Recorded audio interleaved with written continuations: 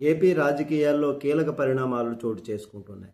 2029 ఎన్నికలే లక్ష్యంగా కొత్త వ్యూహాలతో పార్టీలు సిద్ధమవుతున్నాయి. ఇక వైసీపీకి అధికారం అసాధ్యము అన్నటువంటిది కూటమి సర్కారు గట్టి నమ్మకం. ప్రజల్లో ప్రభుత్వం పైన వ్యతిరేకత ఇప్పుడు పెరుగుతోందని, తిరిగి అధికారంలోనికి వచ్చేది తామే అని జగన్ ప్రతి సందర్భంలోనూ కూడా ఆయన చెప్తూ వస్తూ ఉన్నారు.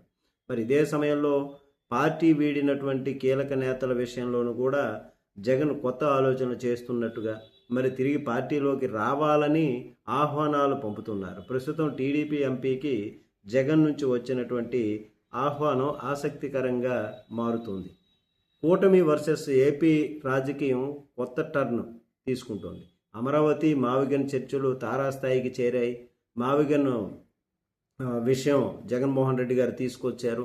ఇప్పుడు దానివైపు ప్రజలు ఆలోచన చేస్తున్నారు. రోజు రోజుకి మద్దతు పెరుగుతున్నటువంటి పరిస్థితి.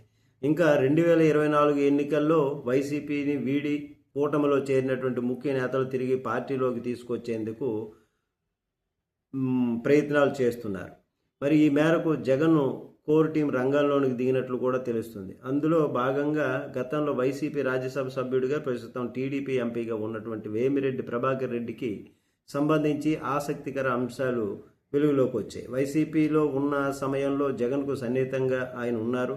2024 ఎన్నికల సమయంలో నెల్లూరులో సీట్ల కేటాయింపులో విభేదం వచ్చి టీడీపీలో చేరారు.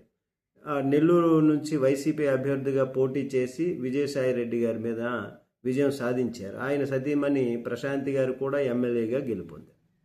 అయితే తాజాగా వేమిరెడ్డితో వైసీపీ ఎంపీ అయోధ్య రామిరెడ్డి సమావేశం అయినటువంటి పరిస్థితి. ఆ సమయంలో వేమిరెడ్డి ప్రభాకర్ రెడ్డిని తిరిగి వైసీపీలోకి రావాలని జగన్ కోరుతున్నారని, ఒకసారి జగన్ను కలవాలని అయోధ్య రామిరెడ్డి చెప్పినట్లు తెలుస్తుంది. మరి దీనికి స్పందించినటువంటి వేమిరెడ్డి గారు తనకు టీడీపీలో గౌరవంగా చూస్తున్నారని, పరిస్థితులు బాగానే ఉన్నట్లుగా ఆయన చెప్పినట్లుగా సమాచారం. మరి దీంతో ఇప్పటికిప్పుడు వైసీపీలోకి వెళ్లాల్సినటువంటి అవసరం లేదని తేల్చి చెప్పినట్లు చర్చ జరుగుతోంది. మరి ఎన్నికలు పూర్తయి 2 ఏళ్ళు కావటం, 2029 ఎన్నికలకు ఇంకా 3 సంవత్సరాలు సమయం ఉండటంతో ఇప్పుడు పార్టీ మారటం పైన ఆసక్తి ఎలా చూపిస్తారు నేతలు అన్నటువంటి ప్రశ్నలు కూడా ఉన్నాయి.